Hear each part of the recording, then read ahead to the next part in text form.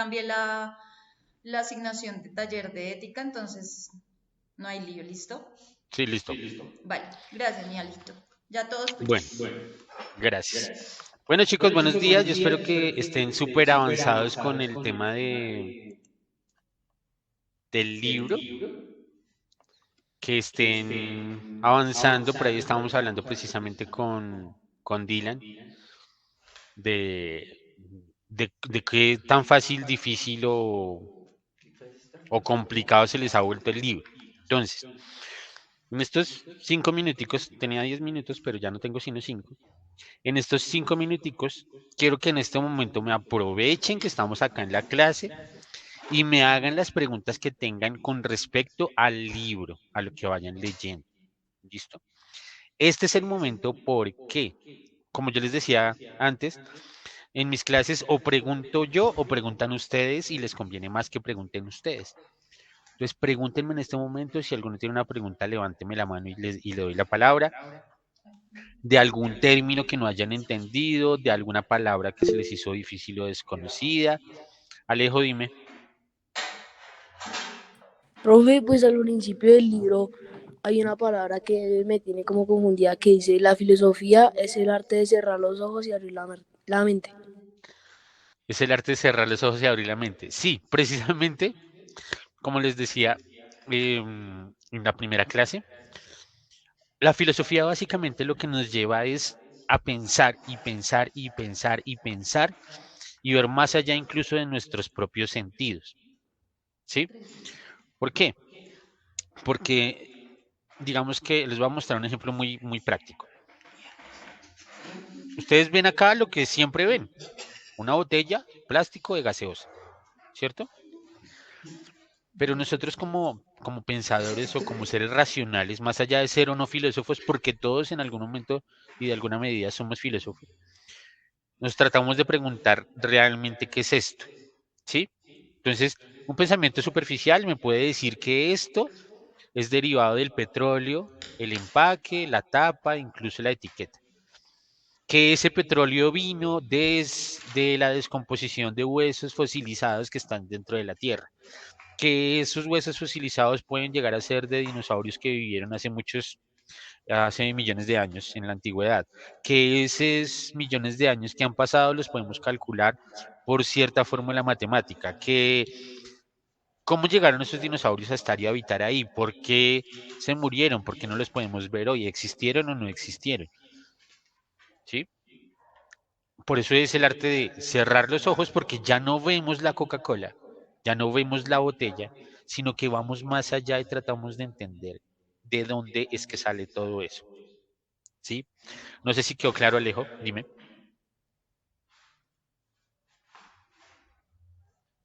Alejo, Sí, sí, señor. listo. ¿Alguna otra pregunta? El momento es ahora.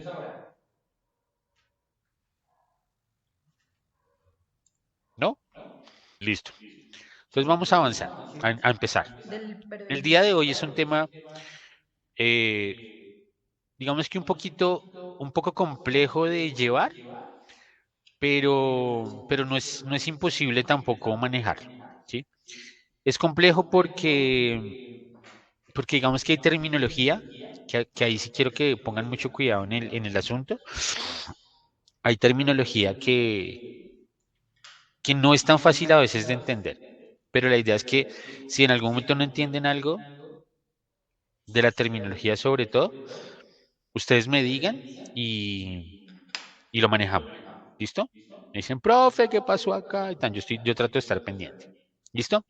El día de hoy vamos a hablar de los filósofos presocráticos. Anoten ese título porque es importante. Los filósofos presocráticos. ¿Por qué le llamamos presocráticos? Porque son todos los que vinieron antes de Sócrates. Que yo espero que ya están avanzando mucho en el tema de su puesta en escena, de su monólogo, de su obra de teatro, de Sócrates. Porque digamos que esa es la idea. Antes de Sócrates, que ya yo supongo que han visto como 1000 videos de Sócrates, antes de Sócrates el pensamiento era diferente y Sócrates es como el antes y el después. Después de Sócrates viene un pensamiento muy diferente porque él nos lleva a cuestionarnos y a tratar de investigar más allá de lo que nosotros mismos sabemos. Los presocráticos son los que vienen antes de eso y los que vamos a llamar los primeros filósofos. Pero antes de eso, tenemos que ubicarnos en un contexto histórico, en el qué es lo que estaba pasando en ese momento en la antigüedad, cuándo y cómo nacen, de dónde salen los primeros filósofos. ¿Listo?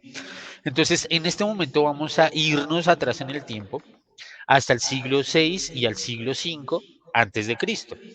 ¿Por qué digo el 6 y el antes del 5? Porque acuérdense que en la prehistoria el tiempo, digamos que lo medimos al revés, antes y después de Cristo. Después de Cristo contamos hacia adelante y antes de Cristo contamos hacia atrás. ¿Listo? Entonces, en el siglo VI y en el siglo V, ¿sí? Es decir, para que se hagan a la idea, el siglo VI vino primero y luego el siglo V. ¿Listo? Desde que nosotros empezamos a contar las edades de la Tierra, digamos. En la Grecia antigua, en la Grecia del siglo V y del siglo VI, el contexto histórico es muy diferente a lo que podemos llegar a conocer hoy en día o incluso el mismo contexto de Sócrates. Después de, digamos que, bueno, antes de hablar del después, es una época en la que no sé si de pronto alguno de ustedes se ha familiarizado o ha escuchado acerca de la mitología griega, de seres como Zeus, como Poseidón, como Medusa, como Perseo, como Morfeo, como Orfeo, como, bueno, en fin, todos esos dioses del Olimpo, ¿sí? Hades, en fin, todos esos dioses serán los que la humanidad trataba de utilizar, digamos, esas formas para explicar de dónde venía el universo y de dónde salía todo, ¿sí?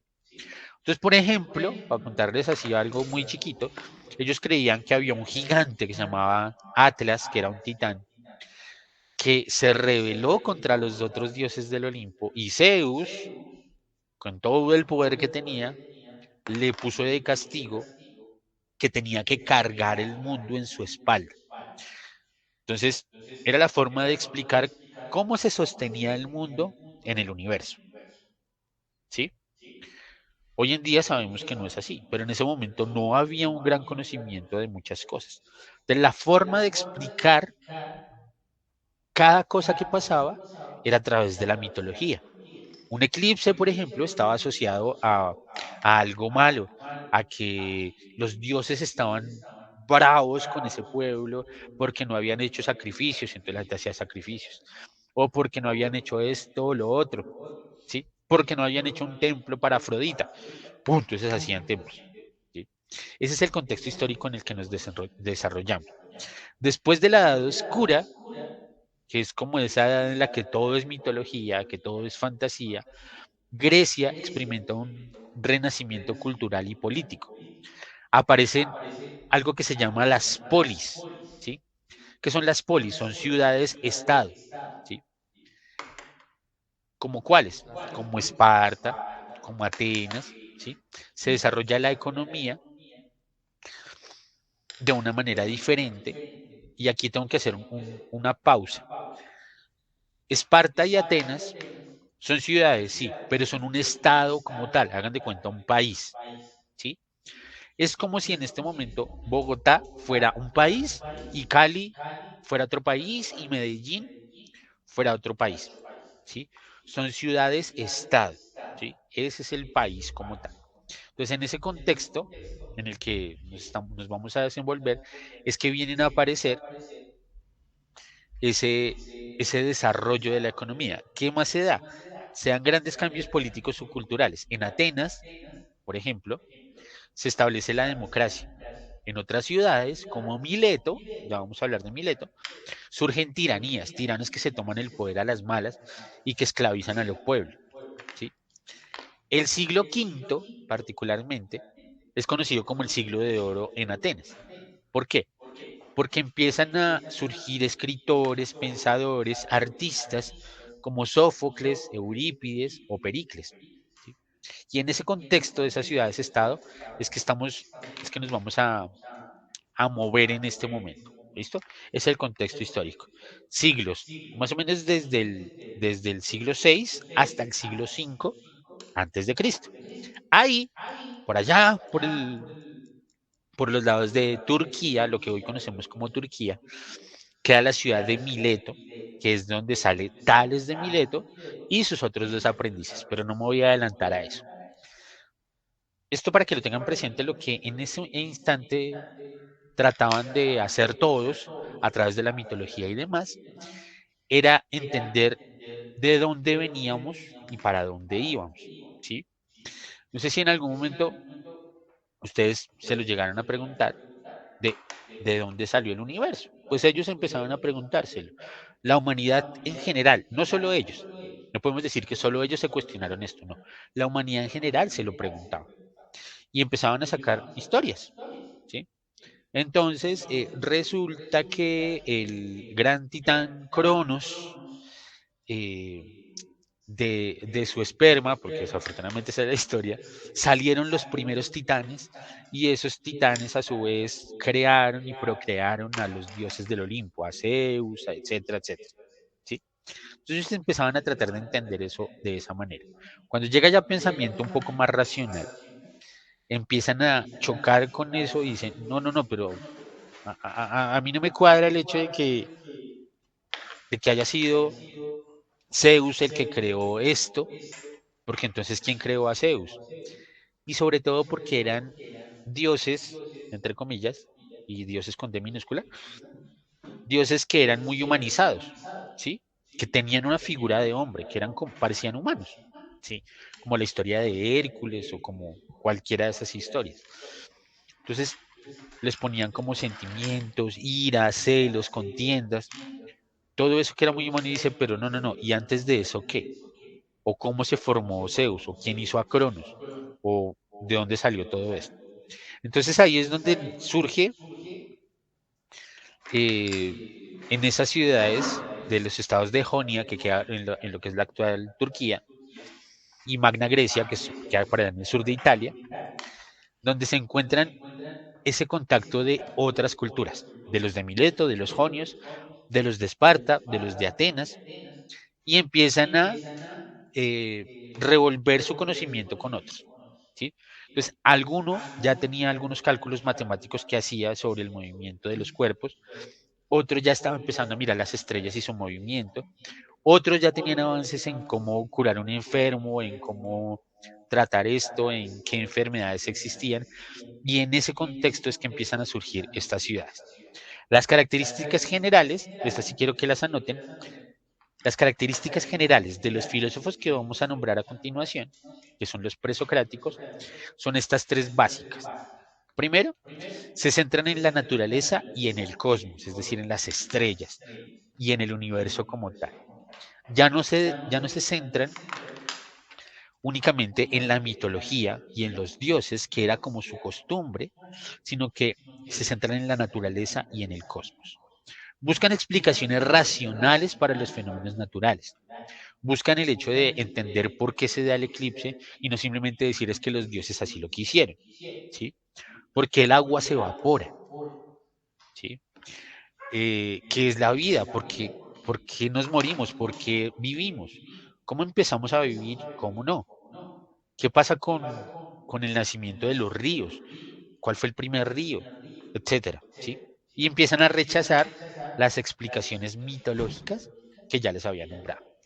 Y ellos empiezan a buscar como, después de todo eso, el principio de todo, el fundamento básico, lo que arranca absolutamente todo.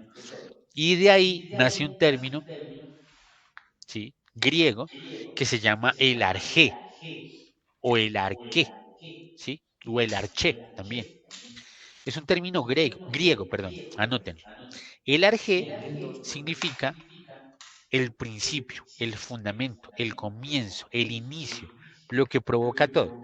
Ese término se utiliza por los primeros filósofos de la antigua Grecia y es básicamente ese elemento único, primordial, fundamental, lo básico del que está compuesto toda la realidad material, todo lo que podemos tocar, ver y sentir, ¿sí? A ellos le llaman el arjé. ¿Listo? Espero que ya hayan escrito. ¿Ya escribieron? ¿Puedo avanzar? Ok, avanzo entonces. Momento, ¿te podrías devolver un segundito para copiar Ah, el tercero? ¿este? Sí, por favor, gracias. Bueno. ¿Vamos bien? ¿Preguntas, dudas, inquietudes mientras escriben?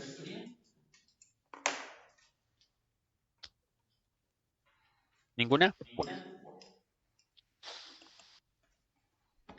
¿Ya puedo avanzar? Ahí, porfa. Listo. Bueno, mientras escriben, les voy a hablar de nuestro primer filósofo, el que es considerado el primer filósofo, que es nacido precisamente en la ciudad de Mileto, del cual ya les había hablado en una de nuestras clases anteriores, que está también en el libro, dentro de las primeritas cosas que aparecen, aparece este personaje, que es Tales de Mileto. Lo que nosotros vamos a ver hoy, básicamente, ya está en el libro y lo que vamos es a profundizar un poquito más y a entenderlo, que sea más charladito. ¿Listo? Tales de Mileto eh, fue el primero que se puso realmente a pensar y analizar el porqué y a dar una conclusión. Entonces él empezó a pensar y a analizar de una manera muy lógica y muy racional que todo en este mundo estaba hecho de agua. Y si ustedes lo analizan, todo, casi todo, tiene agua. Nosotros estamos hechos de agua.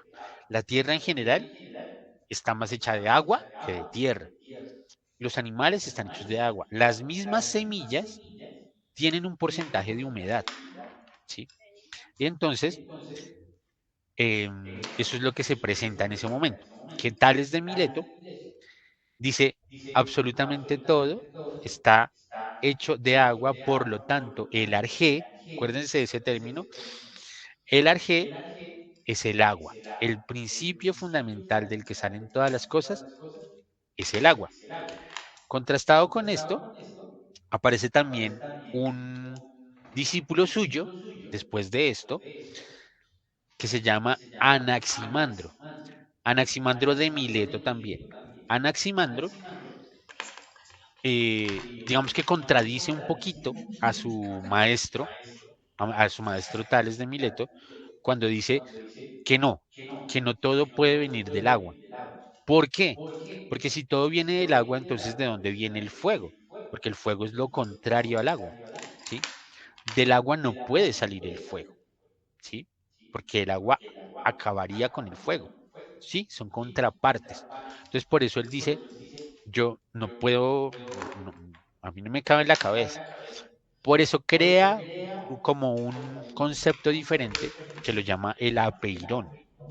El apeirón es lo ilimitado. Es algo que no tiene límites y que puede básicamente transformarse tanto en agua como en fuego. Y él lo llama el apeirón. Este es Anaximandro de Mileto. Luego de él, espérenme un segundo, por favor.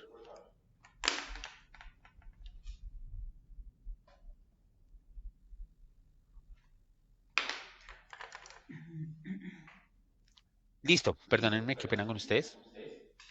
Entonces, Anaximandro, ya sabemos que decía que el fundamento o el arjé, acuérdense de esa palabra, el arjé, es el apeirón, lo ilimitado, lo que no tiene límites de ninguna manera, no tiene una forma definida.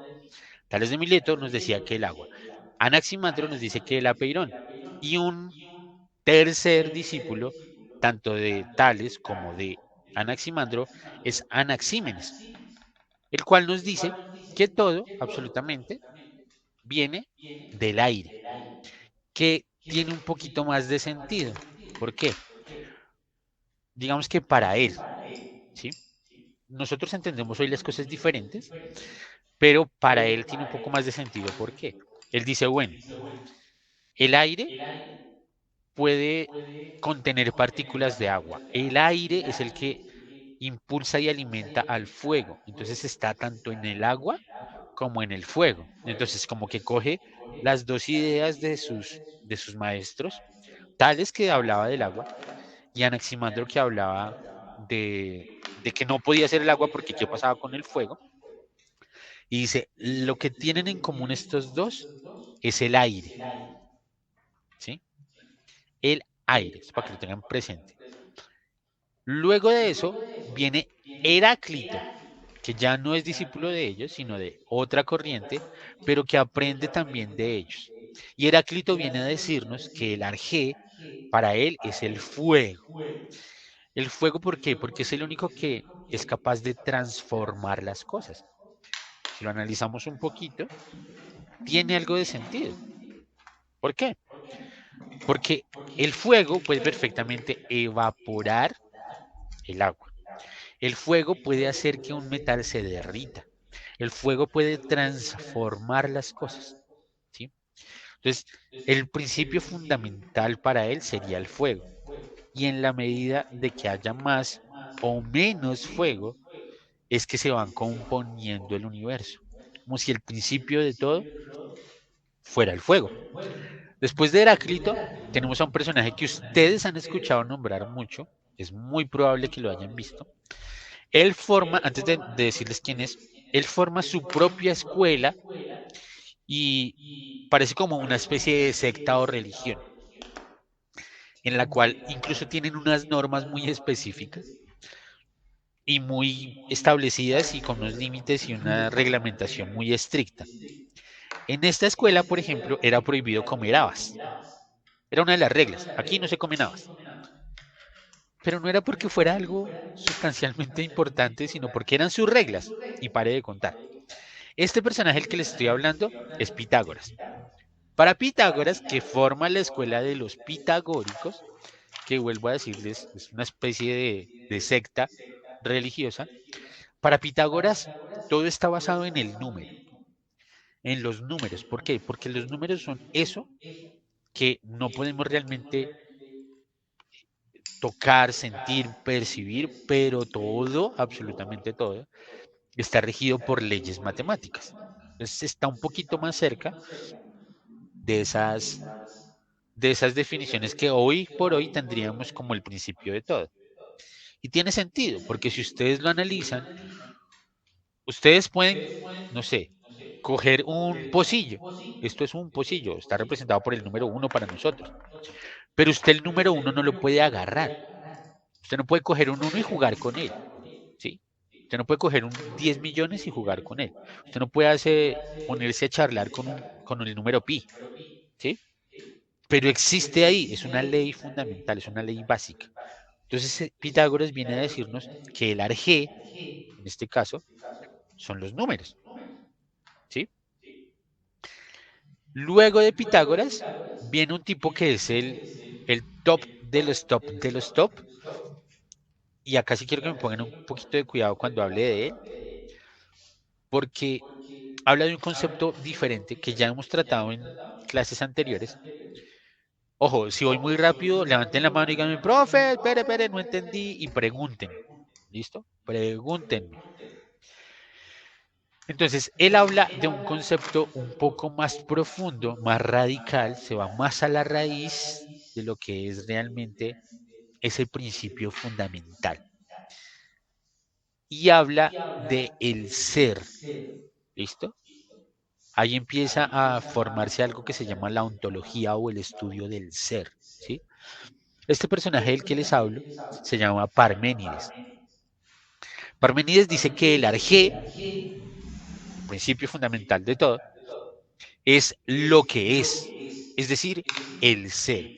El ser en general, algo que no puede realmente ser representado por otra cosa, ¿sí?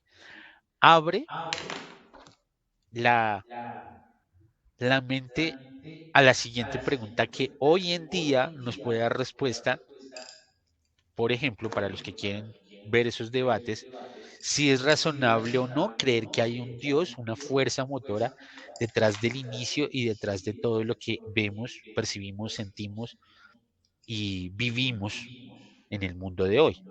¿Por qué? Parménides dice, no es posible que sea el aire, no es posible que sea el fuego, no es posible que sea el agua. Eso no es posible, ni siquiera que haya algo como el apeirón. ¿Por qué?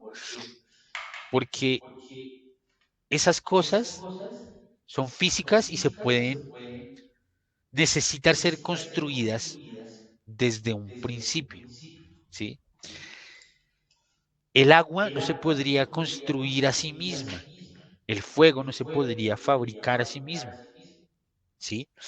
Entonces tiene que haber algo afuera de todo esto, perdón, algo afuera de todo esto que no cumpla esas leyes, ¿sí? Que no sea fabricado, que no tenga un antes de él, ¿sí? Y esto tiene que ser infinitamente poderoso, tiene que no tener realmente materia, pero tiene que tener el poder y la fuerza para crear la materia. Y es lo que Parmenides llama el ser, ¿sí? Y es básicamente la base a un monoteísmo, a crear en un Dios único, a un principio fundamental que está aparte de todo eso, aparte del espacio, aparte del tiempo y aparte de lo que conocemos, que tiene que tener esa fuerza y ese poder. Y no lo está hablando como lo hablaban al referirse de los dioses mitológicos, como un ser en específico, como algo con cara humana, una cosa así, no. Él se va mucho más allá y no está hablando en términos religiosos, sino en términos racionales y de pensamiento. Dice que tiene que haber algo y ese algo es el ser. Y todo lo que existe es por el ser. Solo existe lo que es, el ser. No sé si me hice entender. Estoy volando en mis pensamientos. Luego de Parménides, sí, perdón, pero así es. Luego de Parménides vienen, bueno, hasta el momento están pensando estos presocráticos en un solo arjé, digamos, en un solo principio fundamental, en una sola base. Pero luego de Parménides aparecen dos que se llaman Leucipo, señor, Una ¿quién pregunta. pregunta? Señora. O sea que cuando tú hablas, o sea, digamos en esta parte de Parménides, cuando se habla del ser, eso viene siendo también como hablar de lo que nosotros conoceríamos como el espíritu. No, ahí él no está todavía tratando para nada con el O espíritu. es como el alma o... Antes de eso, Pitágoras ya había, digamos que, desbozado la naturaleza de nosotros, sobre todo como humanos, en dos. Y Pitágoras viene a decirnos que somos cuerpo y alma, ¿sí? Que somos cuerpo y alma. No habla aún de espíritu. Pero Parmenides no se va al tema del alma como tal, sino solo a la existencia de lo material. ¿Sí me va a entender? O sea, Pitágoras sí dice, bueno, nosotros tenemos alma y el alma es la que nos lleva a pensar que el arjé puede llegar a ser algo cercano a nosotros y algo que nos complemente, como los números, porque existen, perdón, porque están sin existir. ¿Por qué? Porque si nombramos la definición de existir, algo que existe es todo lo que ocupa un lugar en el espacio y en el tiempo, pero los números no existen realmente. Los números son parte de la comunicación que tenemos con esas leyes universales. Eso dice Pitágoras. Y lo que nosotros tenemos como el alma es la que nos permite experimentar esas sensaciones y esos sentimientos e incluso los pensamientos y racionalizar las cosas que vemos. Porque si no tuviéramos alma, seríamos simplemente como piedras, sin sentido, quietas, sin una motivación, sin siquiera saber, querer conocer algo, ¿sí? Como si, no sé, a un zancudo no le interesa saber qué le pasa alrededor del universo. El zancudo solo nace, crece, se reproduce y muere. Punto. Pero nosotros, como humanos, tenemos alma, ¿sí? Y esa alma es la que nos lleva a investigar. Parmenides no trata el tema del alma. Parmenides lo que nos dice es que ese principio fundamental, el arjé, del que todo sale, tiene que tener unas características muy particulares que no se cumplen en nada material. Pero él no está nombrando el espíritu todavía. Él no habla de algo religioso, ni siquiera nombra de que el alma tiene que ver con eso. ¿Sí? No está en contraposición con Pitágoras, digamos que respeta el hecho de que podemos llegar a existir con alma y cuerpo, pero más allá de eso, él dice, el ser, lo que es algo que trasciende el tiempo y el espacio, que tenemos que investigarlo, pero que no puede ser para nada el fuego, que no puede ser para nada el agua, que no puede ser un ser vivo, por así decirlo, ¿sí? Un animal, un humano, algo así, no. Que ese ser tiene que tener unas características muy específicas y sienta las bases, me voy a adelantar un poquito, sienta las bases que Tomás de Aquino utilizaría mucho tiempo después para ahí sí hablar de el cuerpo, el alma y el espíritu. Aquí se sientan las bases incluso del monoteísmo. Ya les doy la palabra. ¿Por qué?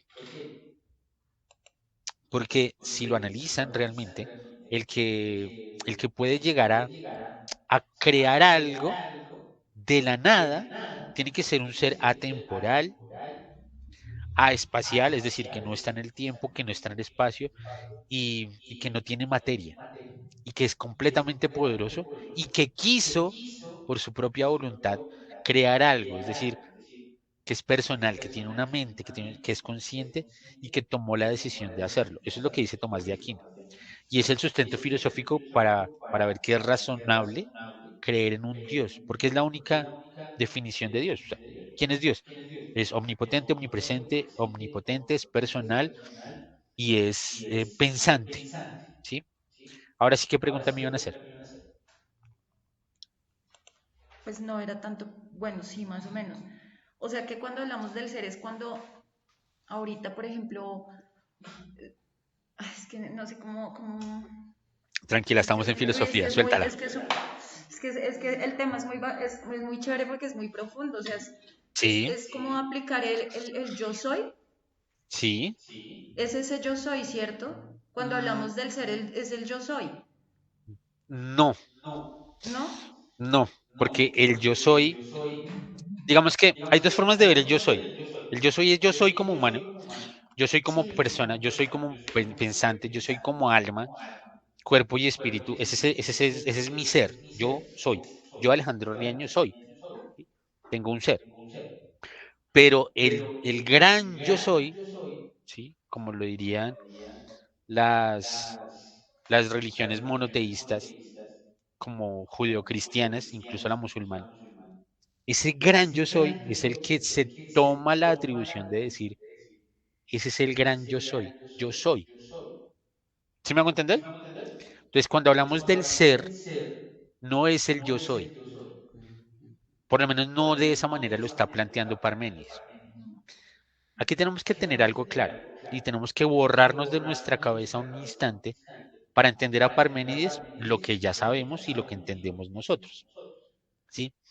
¿Por qué? Porque nosotros, creo que, creo que hablo por todos los que están acá y si no, me dicen, pero nosotros tenemos un concepto de un Dios único, poderoso, que viene arraigado desde catolicismo o cristianismo, pero es esa tradición judeocristiana de la cual entendemos quién es el creador, ¿sí? Digamos que nosotros tratamos de entenderlo así y filosóficamente estamos más avanzados de lo que estaban en esa época. En esa época no entendían nada de eso. Absolutamente nada de eso se había revelado a la humanidad, no lo habían investigado, no lo habían entendido, no se sabía nada.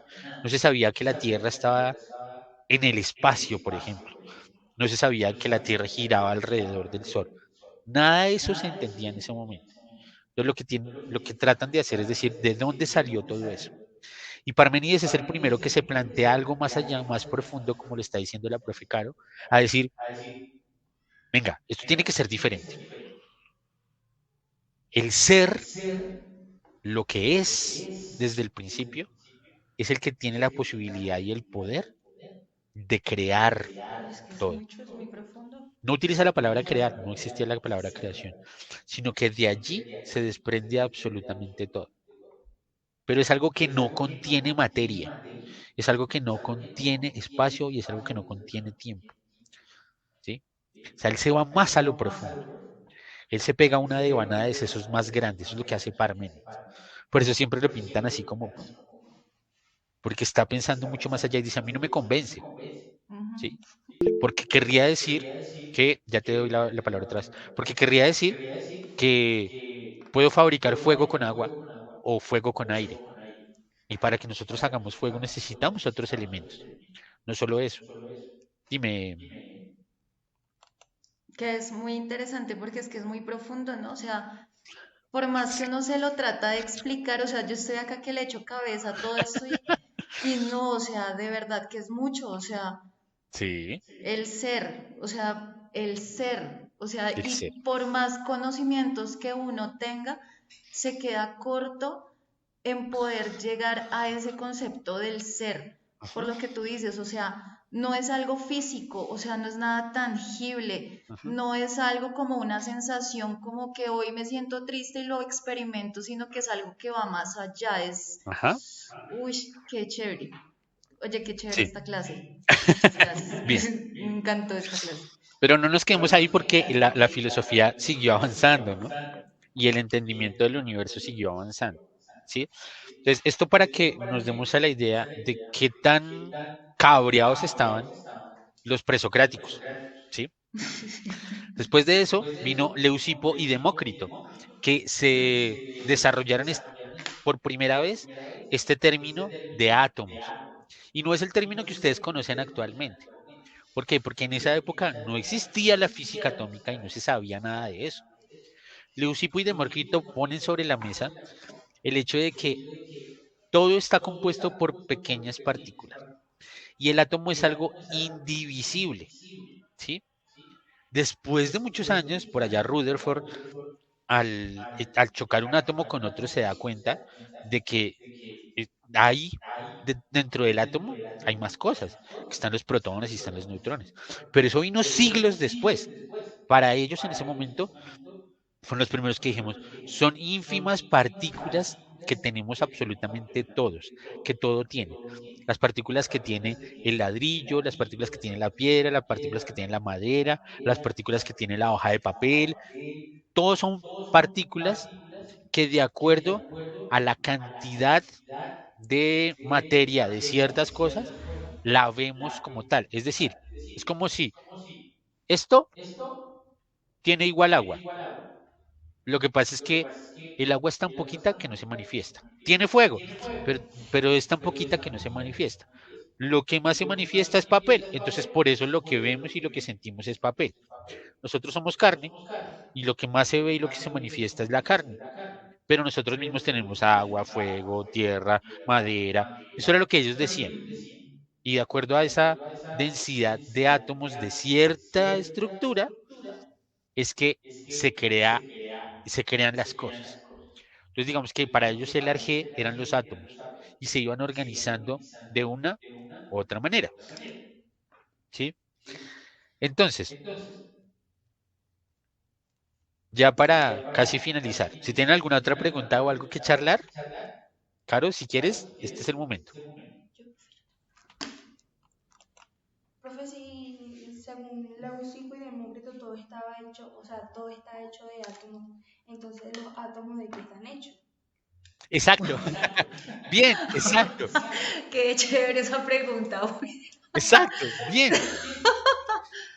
Eso que acabas de hacer me encanta porque eso es lo que yo quiero que ustedes hagan, ¿sí? Eso que acaba de hacer, habló Joana, ¿cierto? De, Sí, de, sí, de, sí. de qué estamos hablando es de eso. Eso es hacer filosofía, Joana. Uy, Es qué decir, chimba esa pregunta, este Carlos. tipo dijo que era el fuego, a mí no me convence. Estos tipos dicen que son los átomos, pero ¿y entonces los átomos de qué están hechos? ¿Sí? ¿Y de dónde salieron? ¿Y quién los fabricó? ¿O por qué? ¿Se pueden fabricar átomos? simplemente. Entonces, esto para que, antes de que se acabe la clase, para que se lo lleven y lo piensen. Ustedes saben que yo soy creyente, que yo creo en un Dios, ¿sí? Pero, hey, no se guíen por lo que yo les estoy diciendo, sino investiguen. Ahora, un gran filósofo, bueno, filósofo no, porque él es biólogo realmente, pero un gran pensador crítico de los creyentes en general alrededor del mundo, de cualquier religión, se llama Richard Dawkins. Richard Dawkins, ateo por naturaleza, después cambió su postura y dijo que se llamaba agnóstico, pero digamos que de los grandes ateos, Richard Dawkins dice, bueno, si Dios creó el universo, entonces ¿quién creó a Dios? Ujú. Sí. ¿Sí? Y uno queda como, uy, espere un momentico. Y lo pone a uno a pensar. Sí, claro, si Dios creó el universo, ¿quién creó a Dios? Pero entonces uno le devuelve, hay muchos, y les voy a enviar en algún momento un debate de un creyente físico con Richard Dawkins, que es ateo y es biólogo. Y él le dice, sí, está bien, se la compro, usted tiene razón, tengo que ir a investigar quién creó a Dios, que eso no es así y después se lo sustento. Pero entonces, dígame usted, desde su materialismo, cómo se creó el universo. Entonces él empiezan a ahondar más en algo que se llama se va a acabar la clase en 15 minutos, en 10 minutos, en algo que se llama la nada. Antes de algo estaba la nada. Pero si nosotros nos vamos a los principios de Parménides, por ejemplo, de Pitágoras, por ejemplo, de Tales de Mileto, del mismo Sócrates, podemos fácilmente deducir que de la nada, nada sale. ¿Sí me voy a entender? Entonces, la pregunta que hizo Johanna, pues claro, ¿y los átomos de dónde salieron? Y es la pregunta que tenemos que hacernos. ¿Y de dónde salieron esos átomos? Que ok, se la compro, todo está hecho de átomos. Ahora, el concepto de átomos que tenían en ese momento era diferente, pero bueno, se la compro. Todo está hecho de átomos. Pero ¿y quién fabricó los átomos? En primer lugar. ¿Y cómo sabía que estaban hechos de átomos si los átomos son indivisibles? No sé. No sé si se han puesto a pensar Pero realmente en esto, espere, como Giovanna en este momento lo está haciendo. Y piénselo por un instante. Dímelo. Y también cómo sabía que estaban hechos de átomos si los átomos son indivisibles y no se ven. Exacto. Eran conceptos así como Pitágoras tenía un concepto de los números. ¿Listo? Y precisamente entre ellos se daban discusiones de, de cómo llegó a esa conclusión. Claro, no tenían las herramientas que tenemos hoy en día. Nosotros hoy tenemos la facilidad de tener algo que nos permite llegar hasta ver un átomo como es, ¿sí? Por ejemplo, en algún momento, Rutherford, por allá en los años 1800, no, ni siquiera, sí, 1800 algo, no me acuerdo bien la fecha, que empezó a chocar átomos contra átomos y vio que se desprendían partículas diferentes. Ok, pero también se encontró con que si usted choca un átomo de uranio contra otro átomo de uranio, hay una explosión gigantesca y que sea una bomba atómica. O sea, no se pongan a jugar con los átomos por si acaso. Eh, y entonces uno dice, ok, pero ¿y cómo llegó a esa conclusión? ¿Sí? El hecho de que en esta botella, vuelvo a lo mismo, que en esta botella hayan átomos, no quiere decir que este sea el principio fundamental de todo. Ahora, ¿cómo logro saber cuántos átomos hay acá? Si hay o no hay partículas. ¿Sí? Eso ya es un conocimiento más científico. Pero acuérdense que la ciencia y la filosofía lo que trata es ver la raíz, lo fundamental. ¿Listo? Entonces, volviendo al tema de Dawkins, que él nos dice que, pues, de la nada, espontáneamente salió algo. Pues no sé ustedes, pero a mi concepto, creo que tiene más fe Richard Dawkins de la que tengo yo. Porque él puede llegar a creer que de la nada sale algo. Yo no puedo creer eso. Yo personalmente, ¿sí? Yo personalmente no puedo creer que de la nada salga algo. Porque de la nada, así como dice Parménides, nada sale. mm, De la nada, nada sale. Tiene que haber algo, ¿listo? Y en mi concepto personal, y esto sí lo voy a decir solo a título personal, comparto esa idea de Parménides de que ese ente, ¿sí? Que ni siquiera es un ente, que crea el universo, que es la base absoluta de todo, tiene que estar fuera de esas reglas. Es decir, si yo fabrico, si yo, Alejandro Riaño, fabrico un mundo de plastilina y hago un muñequito de plastilina y hago un hombre de plastilina, ¿cierto? Yo no me rijo por las leyes de la plastilina, porque lo fabriqué yo. A la plastilina le toca regirse por las leyes de la plastilina que yo fabriqué. Yo lo pongo a andar, lo pongo a subir, lo pongo a bajar. Pero yo no me convierto en plastilina, porque yo estoy aparte, externo de eso. De esa misma manera, eso que creó absolutamente todo, tiene que cumplir ciertas condiciones. ¿Cuáles? Primero, que tiene que estar fuera del tiempo y el espacio. Segundo, que no puede ser material, tiene que ser inmaterial. Tercero, tiene que tener la idea de concebir, de querer hacerlo, ¿sí? Es personal.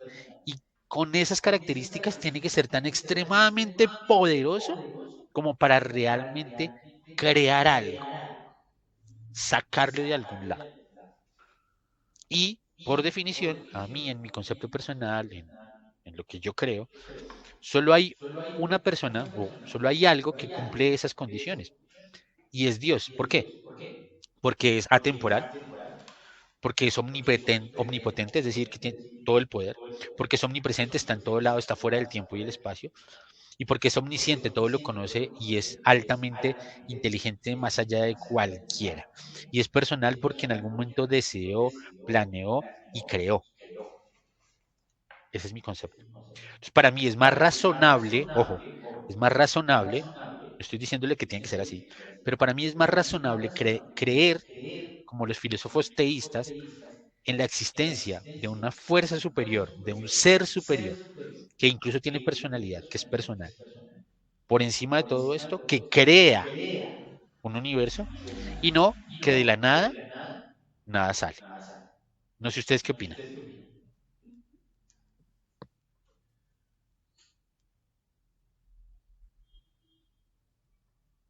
¿Algún aporte? Joana, ¿qué estás? ¿Qué preguntas? ¿Algo más que me quieras decir?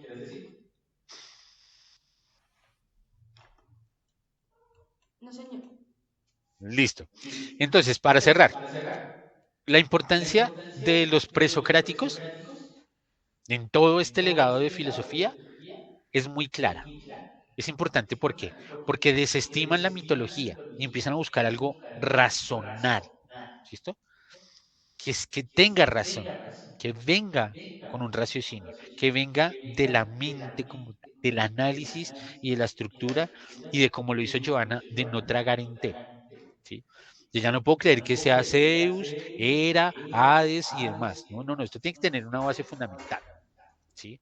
No simplemente son historias de mis abuelitos que me dijeron cómo nació y de dónde sale el sol y dónde sale la luna. No, tiene que ir más allá. Tenemos que entender de dónde sale. Entonces es la importancia de los presocráticos, ¿sí? Lo que más vamos a destacar es su legado de la búsqueda de la verdad a través de la razón. Esa es la importancia. La búsqueda de la verdad a través de la razón. Y es son los que sientan las bases para que en algún momento Sócrates venga y diga, bueno, no lo dijo, pero asumimos que sí, que solo sé que nada sé y que tengo que seguir buscando y que no puedo caer en contradicciones de mi propio pensamiento contra mí mismo y de que no hay, no hay más sabio como aquel que sabe y es consciente que no es para nada sabio y que sigue en búsqueda de la verdad. Entonces, chicos, hasta aquí llegó mi clase el día de hoy. Los animo a que busquen la verdad. Busquen la verdad y no la vendan. Búsquenla.